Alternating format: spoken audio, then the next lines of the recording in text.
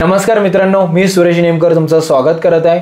Bharat Ratna doctor Babasaheb आंबेडकरांची जयंती 14 April आहे आणि त्यांच्या आयुष्याच्या विविध पैलूंमधून आपण काय शिकू शकतो याची चर्चा करत आहे आपण।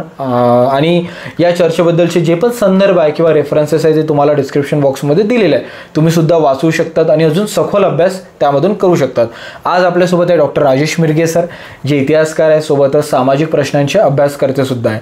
सर, माझे काही प्रश्न आहे तुम्हाला, खूप प्रश्न आहे, तुम्ही आता मागच्या व्हिडिओजमध्ये पण विचारले, प्रश्न संपतच नाहीये। सो माझं म्हणणं आहे मनुस्मृती आणि मनुस्मृती जाडली हे सगळ्यांना माहिती आहे, बट मनुस्मृती नेमकं काय होतं सर? मनुस्मृती नेमकं म्हणजे स्मृती म्हणजे धर्मशास्त्र। ओके। आणि मनु नावाच्या व्यक्तीनं सांगितलेली मनुस्मृती असं त्याचं आपल्याला बोलता येईल। म्हणून लिहिलेले धर्मशास्त्र जे आहे याच्यामध्ये एकूण 12 अध्याय आहेत आणि 2684 श्लोक याच्यामध्ये आलेले आहेत। नरहर कुरुंदकर नावाचे फार मोठे अभ्यासक होऊन गेले महाराष्ट्रामध्ये तत्वज्ञानाचे आणि इतिहासाचे।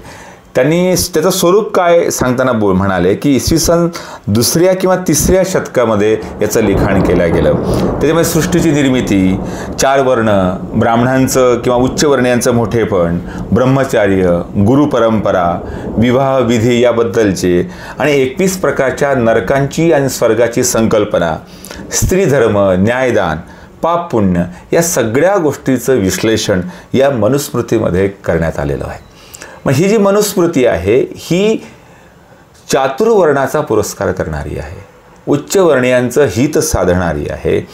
म्हणून विषमतेचे, उच्च नीतीचे ते संस्कार, मानसिक गुलामगिरी आणि अनिष्ट परंपरेचं जोखड आणि अस्पृश्यता आणि स्त्रियांच्या विरोधामध्ये अन्यायाविरोधात असणारे, त्यांच्या अन्याय करणारं असे तत्व याच्यामध्ये आहेत। म्हणून हे एकंदरीत या मनुस्मृतीचं स्वरूप आपल्याला असं सांगता येईल। ओके। आणि मनुस्मृती सर, आता जसं मनुने लिहिलेली स्मृती म्हणजे मनुस्मृती, आणि ही मनुस्मृती कधी आपल्या समाजाचा एक अविभाज्य भाग बनले, त्याच्यामागं काय कारण किंवा पार्श्वभूमी राहिली? हे इंग्रजांच्या काळामध्ये याला अधिक महत्त्व आलं, तशी विस्मृतीत गेली होती मनुस्मृती, कारण इंग्रज फोडा आणि झोडा या नीतीचे होते। या देशातल्या सर्व परंपरा, सर्व प्रेरणा ज्या काही पॉझिटिव्हली होत्या त्याला त्याच्यात भेद निर्माण करण्याचं काम हे करत होते। म्हणजे ज्या काळामध्ये म्हणजे जेव्हा या देशामध्ये इंग्रज आलेत तेव्हा मुस्लिमांचा शरिया ग्रंथ जो आहे हा प्रमाण ग्रंथ मानला जातो, त्यांचे आदेश अंतिम मानले जातात। मग त्यांनी काही हिंदू धर्मीयांना बोलावलं की का हो, हिंदूंचा काही असा मुख्य धर्म नाही का की जो प्रमाण मानला जातो? तिथून मग मनुस्मृतीचा शोध लागला आणि त्या मनुस्मृतीचं पुनरुज्जीवन करण्याचं काम मग त्या काळामध्ये इंग्रजांच्या सहकार्याने काही हिंदू धर्मातल्या धर्मगुरूंनी केलेलं आहे। ओके। मनुस्मृती जाडली समजा, त्याच्यामागं काय बाबासाहेबांनी म्हणा, बाबासाहेबांच्या अनुयायांनी मनुस्मृती जाडली आणि ते जाणण्यामागचं काय रिझन राहिलं? त्या मनुस्मृतीला पहिल्यांदा आव्हान देण्याचं काम जर कोणी केलं असेल तर महात्मा ज्योतिबा फुलेंनी केलं। महात्मा ज्योतिबा फुलेंना विश्वरत्न बाबासाहेब आंबेडकर त्यांना आपलं त्यांना गुरु मानतात, ते या अर्थानं मानतात। म्हणून चारवाक आणि बुद्ध आणि फुल्यांची परंपरा ही बाबासाहेबांच्या प्रेरणास्थानी होती आणि म्हणून या मनुस्मृतीमध्ये चातुर्वर्णाचा पुरस्कार आणि वंचित वर्गाला न्याय देण्याची भूमिका, माणूसपणाचे हक्क नाकारणारी ही व्यवस्था होती। म्हणून या मनुस्मृतीचं दहन करण्याचं काम बाबासाहेब आंबेडकरांनी 25 डिसेंबर 1927ला महाडला मनुस्मृतीचं पहिल्यांदा दहन केलं। आणि हे दहन यासाठीच केलं की या देशामधल्या काही ठराविक वर्गांचं फक्त हित सांभाळणारं आणि अन्य सगळ्या बहुजन वर्गाला मात्र नरकाच्या खाईत टाकण्याचं काम, त्यांना अमानवीय वागणूक देण्याचं प्रावधान ज्या धर्मग्रंथामध्ये आहे त्याला नाकारण्याचं काम बाबासाहेबांनी केलं आणि त्यातून विद्रोह केला या व्यवस्थेच्या विरोधामध्ये। त्याची ही महत्त्वाची कारण आहे, महत्त्वाची बात आहे। आणि म्हणजे पहिलं आव्हान फुलेंनी केलं आणि त्याच्यानंतर मग दहन केलं गेलं डॉक्टर बाबासाहेब आंबेडकरांनी केलं। आणि कुठेतरी मनुस्मृती आज काय म्हणू शकतो, वर्तमान काळात काय आहे त्याचं? बघा, वर्तमान काळामध्ये त्याचे काही इनपुट्स आहेतच, कारण या देशामध्ये पूर्वीपासून काही चुकीची माणसं काही चुकीच्या तत्वांना घेऊन या देशामध्ये भेद निर्माण करण्याचं काम करतात।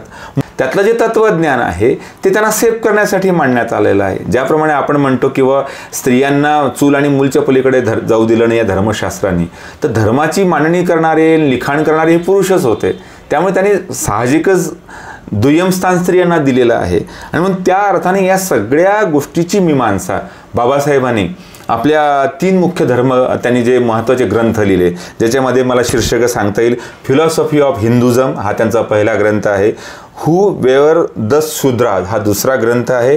आणि तिसरा जो अतिशय महत्त्वाचा ग्रंथ आहे की अनालायझेशन ऑफ कास्ट, या 3 ग्रंथामध्ये बाबासाहेबांनी या संपूर्ण प्रक्रियेचं विश्लेषण या ग्रंथामध्ये केलेलं आहे. म्हणून चातुर्वर्ण व्यवस्था निर्माण करून म्हणूनच श्रमाचं विभाजन नाही तर श्रमिकाचं विभाजन केलं, म्हणून बाबासाहेबांनी मनुस्मृती नाकारली. आणि त्यांचं अजून पण एक म्हणणं होतं की जे मोठेपणा आहे ते गुणामुळे नाही जन्मामुळे मिळतो, आणि हेच त्यांना मान्य नव्हतं की गुणामुळे मोठेपणा द्या, जन्मामुळे नका देऊ. आणि अशी एक तुम्ही सिस्टीम बसवली की काही वर्णांनी कितीही मेहनत केली, कितीही श्रम केले. बाबासाहेब असं म्हणाले की एखादा टावर सारखा एखादा फ्लॅट सिस्टीम असते, वरचे म्हणजे उच्चवर्णीय आणि खालचे म्हणजे दलित किंवा वंचित.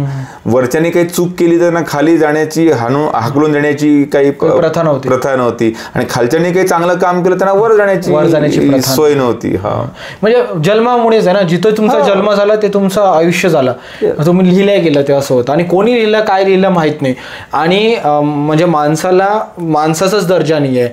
आणि हे खूप त्यांच्या आयुष्यातल्या प्रसंगांबद्दल पण आपण बोलणार आहे. पण त्यांचा सरळ प्रश्न होता, मला 2 हात आहे, तुम्हाला 2 हात आहे, मला 2 डोळे, तुम्हाला 2 डोळे आहे, तुमचंही रक्त लाल माझंही रक्त लाल, तर मग फरक का बरं? आणि मला असं वाटते धर्मनिरपेक्षतेची याच्यापेक्षा मोठी डेफिनेशन किंवा व्याख्या होऊ शकत नाही, जे बाबासाहेबांच्या आयुष्यातून किंवा बाबासाहेबांच्या जीवनचरित्रातून आपण शिकू शकतो. सो खूप छान पद्धतीने तुम्ही संदर्भ मांडले, आणि संदर्भ आपण स्टुडंट्सला पण देऊ जेणेकरून ते अजून वाचू शकेल. सो धन्यवाद सर.